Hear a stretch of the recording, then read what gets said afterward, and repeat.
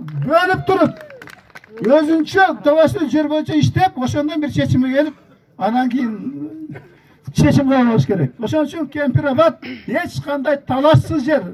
Благодаря Сүйүнбаевга. Рахмат ошол адамга.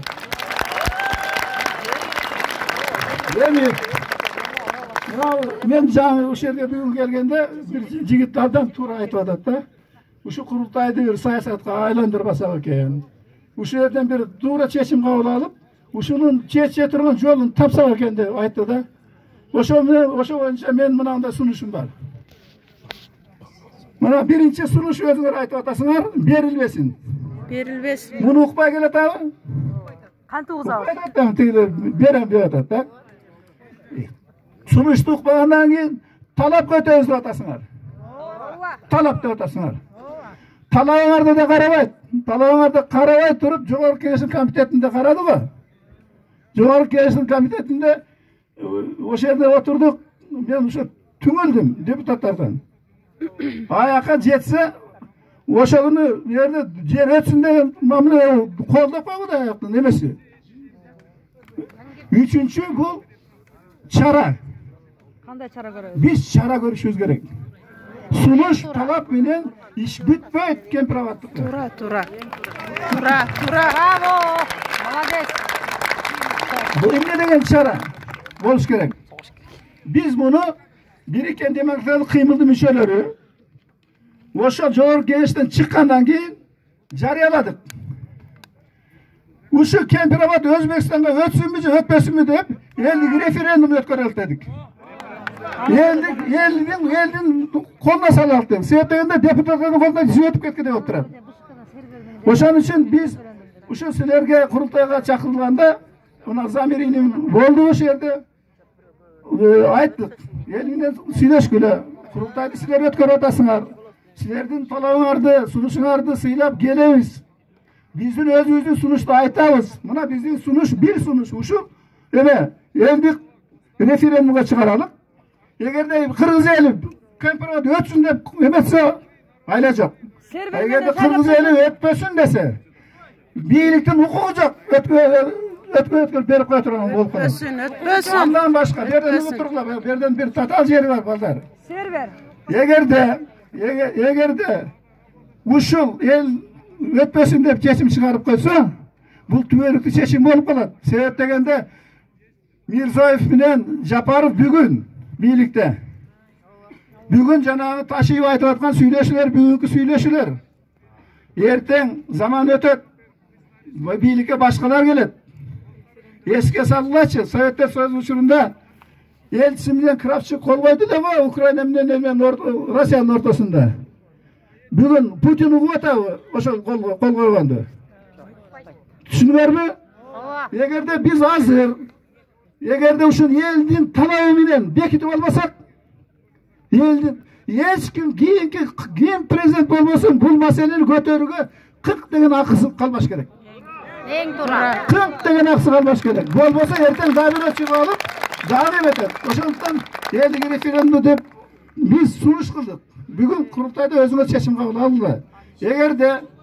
Эгерде ушул сунуш колдоо таба турган болсо, мына Бириккен демократиялык кыймылдын демилгеси болгондуктан биз ушуну элдик референдумга кол топтоону Жогорку Кеңешке жеткирүүнү сиздер менен кошо жасоого даярбыз. Бул баары бир нерсе. Шашпай туруңуз, аба. Шашпай туруңуз. Ага сөз келет, сизге сөз келет. Шашпай туруңуз.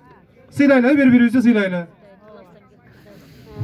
Анан да бир айта турган нерсе. Эми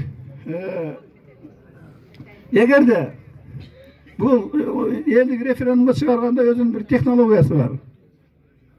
Мен ошондо Центр избиркомдун төрагасы болуп иштеген адаммын. Бул технологияны жакшы билемин, так?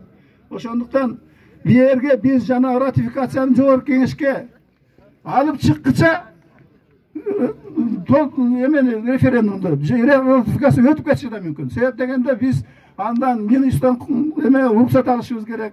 аяқтан удостоверение алышыбыз керек, кимдин укугу бар кол топтогон, кимдин укугу жок кол топтогон дегендерди. Анан топтош керек, анан аны текшерүүдөн өткөрүш керек. Ошол жерде ратификация болуп кетиши да мүмкүн деген коркунуч турат туугандар. Себеп дегенде бүгүнкү депутаттар бүгүн апарсаң колдогон турат. Мен байкашыма караганда баягда бир чырылдаган 5-6 депутат болуп турат, калгандары баары эле менчи дегенде кылып атышат. Так. Ошондо эгерде капыстан биз ошону законду топтоп жогорку кеңешке жыйынтыгын тапшыргыча ратификация башталып кетсе, анда да бир мүмкүнчүлүк турат бизде. Ал мүмкүнчүлүк эмне деген мүмкүнчүлүк?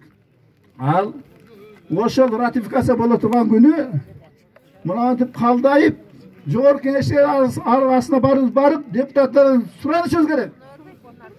Колдобогула деп. Тура. Эгерде талап коюшубуз керек. Себеби эгерде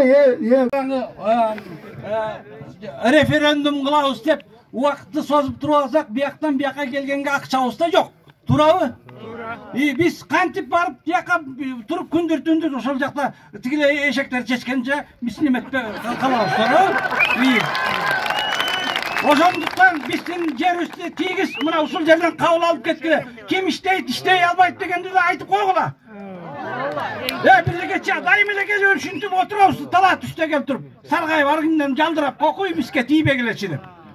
Эл деген эл болуш керек да, эл деген бийликтин башы. Анан кийин убакытты кетирип берсек, биз кырдын бычактын кырында турабыз. Баткендиктер аракмон нар толгон турдага аткыла деп чыштаса эмне дейсиз? Ошого биздин дагы камыбыз керек, өзүбүздүн согуштук немелерди такташыбыз керек. Мына эки доска ишенип койсок, биз ит кылатына кече көрдүңөр го, жанагы. Кече көрдүңөр го, альфасын апарып алып туруп, аттырбастан туруп, аман сактап туруп, биздин өрттөп туруп, үйлөрүбүздүн колуна кармап берди, тажиктердин колуна. Ошентиңер келип атабы дагы анда.